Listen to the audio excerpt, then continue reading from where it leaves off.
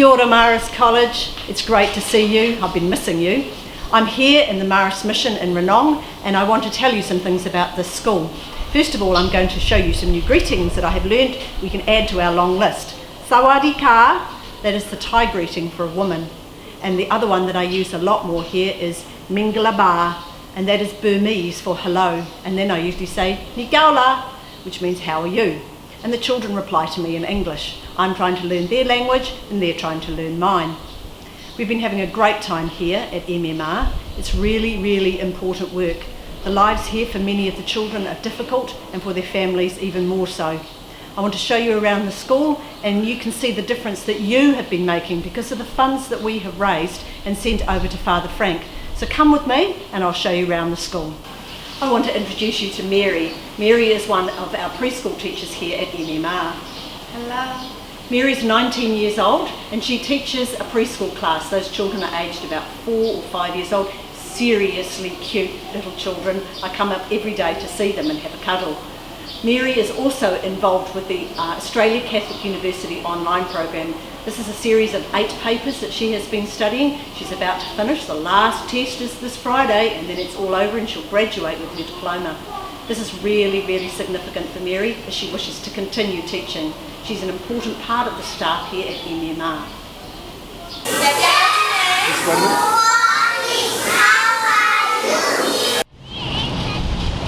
Almost every student at MMR goes to school on a bus.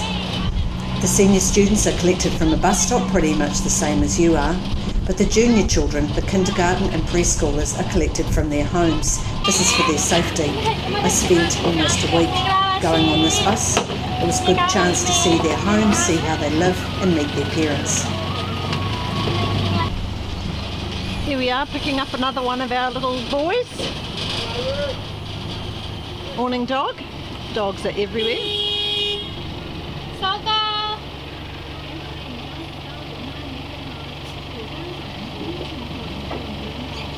Oh, and our little girl. Here he comes.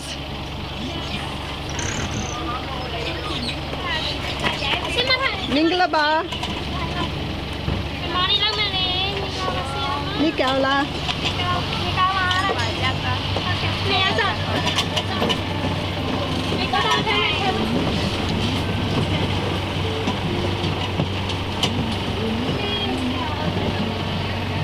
These are their lunch boxes. They have their lunch in here in little tins and containers. Everyone, all the little children bring them like this.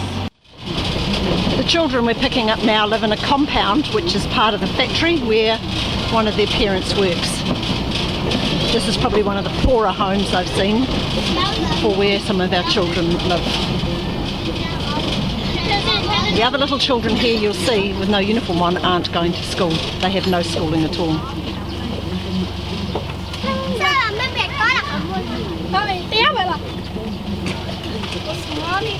Morning. Bye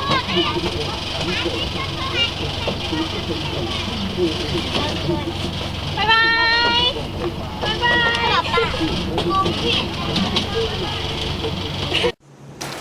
The roads around Ranong vary greatly. Some of them are wide and tar-sealed and some, like this one, are stony and rough and very bumpy to travel on.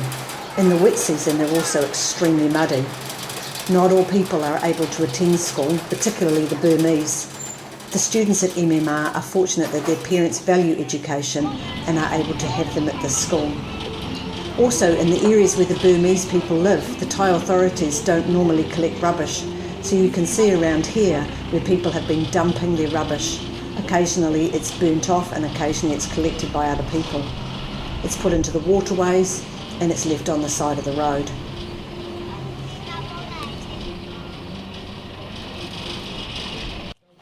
Here we are at school. Dusty, windblown, but happy to start another day.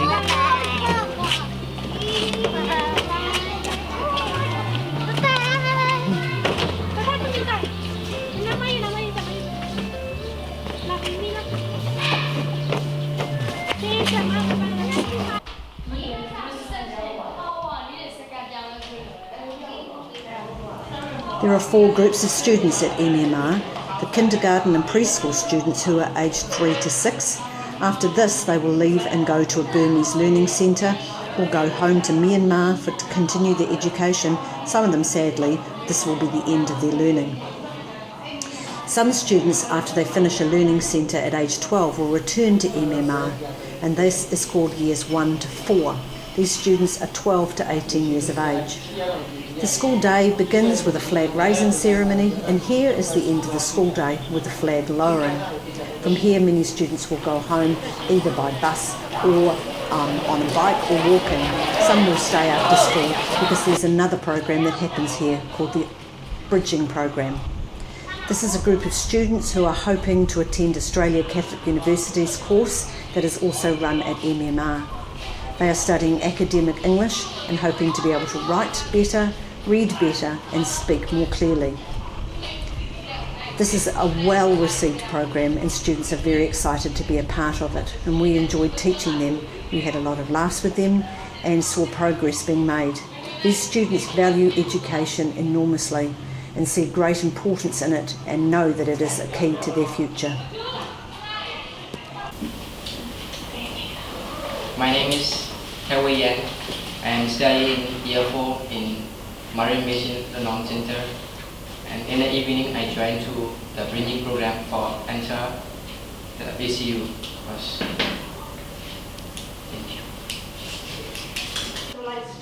The last group of students are the Australia Catholic University or ACU online students. They have been working towards a diploma in liberal studies. They have completed 8 papers and have worked extremely hard to achieve at this level.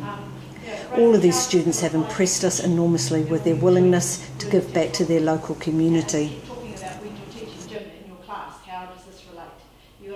Another piece of significant work that's being done here at MMR is the health team. These are a group of people who go out and meet with some of the Burmese migrants who are experiencing illnesses such as HIV, AIDS and tuberculosis. I'm going to introduce you to 2 important people in this team.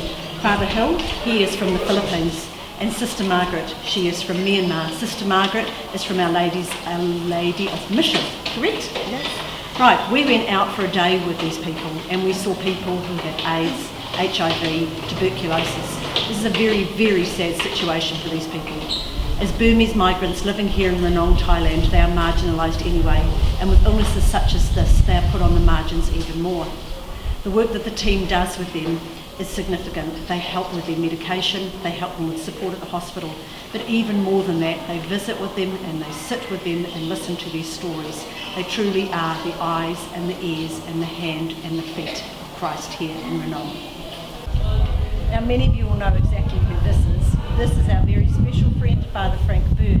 Father Frank used to be the chaplain at our school, and he's the reason that I came out here to visit. Father Frank. Great, lovely to have Susan and Michael come to be with us. A special thank you, and I'm so grateful for all the love and the support and the care that's been shown by Marist College in Auckland. I always remember my time serving there and I loved it, and I'm so grateful for all of the staff and the students, the Marist days, the Mufti, all the love and concern that you've been giving and fundraising to help us here. Special thank you to Jim and Penny for the work that you do, encouraging staff and students to show their care and support.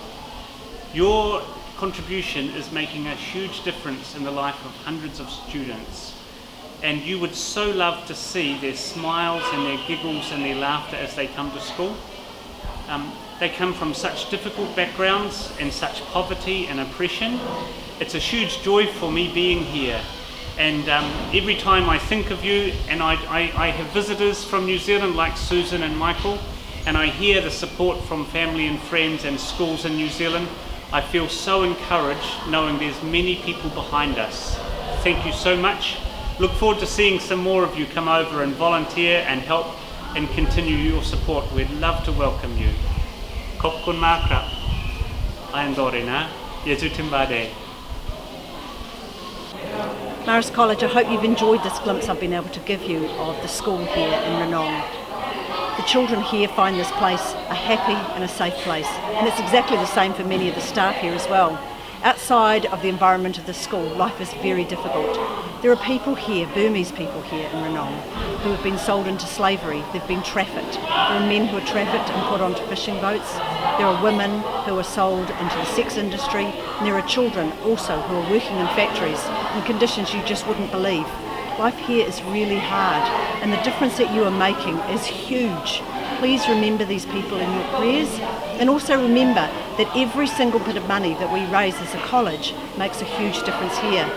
Mr. McLaughlin, the work that you're doing with that lotto scheme really is making a difference. There are cubby holes for the teachers in the staff room.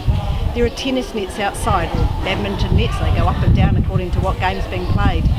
Students, the work that you have done to raise money, turn the power on in the building so that it was first raised, and pays the school fees and the bus fares for some of the children who are coming here.